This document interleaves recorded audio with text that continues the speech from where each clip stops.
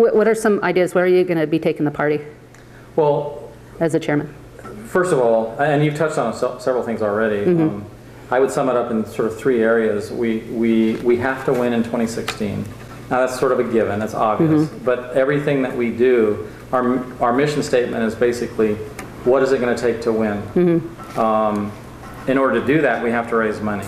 And unfortunately, politics is like anything else. You can only go so far with no money. You need a little bit of money to operate any kind of business or organization. And so raising money is important. And then the third thing is unity. Being able to work together, getting people to vote, even when the candidates aren't perfect or the ballot isn't a perfect lineup, is part of that unity I'm talking about. In other words, thinking of one mind that we're going to take the gavel back. And we can have that victory in Oregon if we will commit to working together. In 2014, I just want to sort of explain myself there. In 2014, we didn't lack for grassroots effort. A lot of people poured their heart and soul into supporting the candidates and helping campaigns. But what was happening from my perspective as chair of the party is that there was a lot of effort, but it was pocketed or isolated. It wasn't coordinated and working together. And so that's one of the things that we're focused on, is bringing everybody together, building partnerships and relationships. And relationships require trust. So it takes a little bit of time to build that trust with each potential partner, whether it's the Republican Women or an affiliate organization that has worked with the party in other areas, getting to the point where we are coordinating our efforts so that timing and impact is maximized. So one thing that the other side does is that they coordinate their strategies and their efforts. And we tend to work sort of in isolated silos. And so bringing that all together so that we have the most impact is really important. One way we can do that is to actually pick people that are in the platform. There's people that have been elected, even as chairman, that, you know, Republican chairman, that I couldn't support. You know, I knew better. So, but I'll ask you to elaborate. No. Well, it's easy to know because they didn't really follow the platform. They weren't even pro-life. You know, some of the basic things and stuff. And there's been people running for governor that were in the same boat, and so it's a little hard to coalesce around somebody who doesn't believe in the majority of the platform. And if we want unity, then we're going to pick people that coalesce around the platform. The ones that the people picked, they went and voted. They took their weekend, went as delegates and voted and talked about it and hashed it out. And as, again, you know, mostly Christian people, they're the ones that are in action. And why these, you know, some of these other people wind up getting elected that are more moderate, you know, is beyond me. You know, I think that, boy, you've really touched on an important area because, in my opinion, no, it is a very good area, good topic. There are people who put a lot of time and energy into the party, and then somebody steps up that, you know, like you said, doesn't completely follow the platform. Oftentimes, as Republicans, we are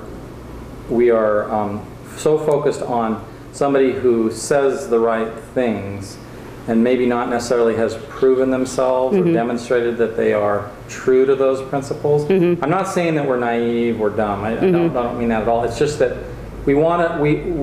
we are in a position after several decades of being in the minority in terms of the legislature and statewide office, that we're sort of desperate for that person that really sounds right. Yeah. But I would say that we need to do our due diligence. We need to check every person and say, how have they demonstrated, you know, beyond words, that they follow that? Yeah. And believe that. Is there anything as a chairman that you can do about that? Or I know that chairmen have certain jobs and it's not to micromanage and pick, but is there anything you can do? Well, what we're doing right now, you know, as I travel around the state and talk with various groups and have media coverage, I try to emphasize that what we're talking about right now, that we've got to work together, but we also have to be true to our principles. And if we don't agree, if you and I don't agree on some particular aspect of the platform, that doesn't mean we can't work together, right? If we mostly agree, that Reagan approach again. Yeah. And I'm trying to spread that message so that we can win. You know, because we can never win if we're going to be scattered and fractionalized. We just can't. Yeah, yeah. You know, and we've got to take back the gavel. You know, and we got to start with the House, and we got to pick one statewide office, and we're working on that right now. We're working with a number of candidates, a lot of which I can't talk about, just because they're not ready to declare. But you know, people that can run for each of these offices, knowing that some will not win and some will, or at least one will, and we'll regain.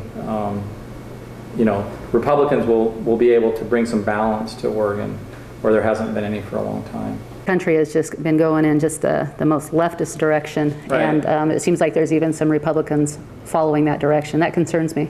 Yeah. Any thoughts? Yeah. Well, what I see you touching on there, that I deal with on a daily basis is a certain percentage of the party, a good proportion of the party thinks that we're becoming too liberal, and another portion, a big portion, feels like we're not in the 21st century. Yeah. Or something. And so there's sort of this divide. Yeah.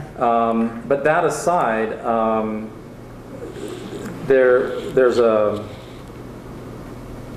Well, repeat your question, because I kind of got off track there for a second. You asked me.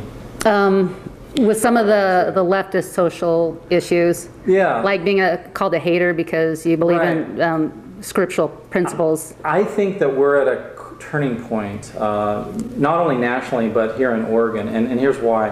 When you look at what's happening with Vance Day or Kim Davis in Kentucky, you know, the clerk that wouldn't issue marriage licenses and then ends up in jail, what's happening is that it's gone from, you know, initially social issues were about tolerance, and then they moved into acceptance, and then it was, you know, embrace us, and now it's join us or die, essentially. I mean, for example, Kim Davis is the issue is, are Americans willing to allow First Amendment rights like religious freedom to be trumped by sexual preference, right? Or the gay, what I'll call the gay agenda. Yeah. And so the Supreme Court made a ruling, and what we have is an education problem, because Americans, if you talk to the average American, and they know about the Supreme Court ruling that said that people could that there was a sort of a right to same-sex marriage, right? People say, oh, the Supreme Court decided it. No, the Supreme Court can't make law. They can only interpret law, and there was no law upon which they were interpreting. So they created law out of thin air, applied it to the states, which violated, in this case, Kentucky's Constitution, which says one man, one woman, right? So they have created chaos by doing this, and Kim Davis didn't break any law at all. She was the one that was abiding by the law, and the Supreme Court's ruling cannot, if you believe in 10th Amendment, could not supersede Kentucky's Constitution. Does the Supreme Court believe that? No, we now have a majority on the Supreme Court that are willing to dictate to the country what the law is instead of interpreting the law. Yeah, and that's our problem.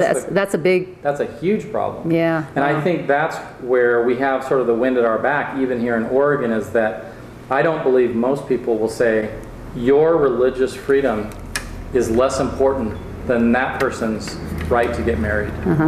Regardless of whether it's same-sex or not, does a person's ability to get married trump your religious freedom? Right. And I don't think most people will agree with that. Yeah. I think what I'm trying to say is I think they've crossed the line. They pushed it too far. They pushed it too far. Yeah. Yeah. Well, I hope so. I hope. And we need to, in the case of Vance Day, and the second judge here in Oregon that's also said that he's not doing weddings, we need to support them. Yeah. You know, and we need to make it clear that we don't give up our First Amendment rights. Never give up our religious freedom. Yep. Yep. That's good. I think we can unify around that. Yes. So, well, we're out of time. I think the rest of the country can too. Any last words? Thank you. Thank you for letting me talk a little bit about the party, and we are moving forward, and there's lots of people that are stepping forward to help, and so you know, join your local county party and become active and help us energize Oregon to bring back some sanity. Yep. Yeah. Amen. All right. Well, thank you. We'll see you next time. So good luck on your venture, and I will hope and pray you do well. Thank you. And we need to keep all our leaders in prayer. And it's a great thing about unity. You know, it's easy to throw stones and say we don't like what's going on in our government, but we need to see where people are good, where they are doing what's right. And you know, if you look at the party platform, you know, go online and look at it. It's a good platform. And so I encourage you to, you know, if you're a Christian, if you value our founding principles, you know, rally around that and try to support people who are willing to stand for that. Thank you for tuning in. Have a good week. Bye-bye. If you want your child to get excellent education that will reinforce conservative values, go to my website and link to the store and check out 1st through 12th grade workbooklets. Easy curriculum for parents to use, and the cost is approximately $200 a year.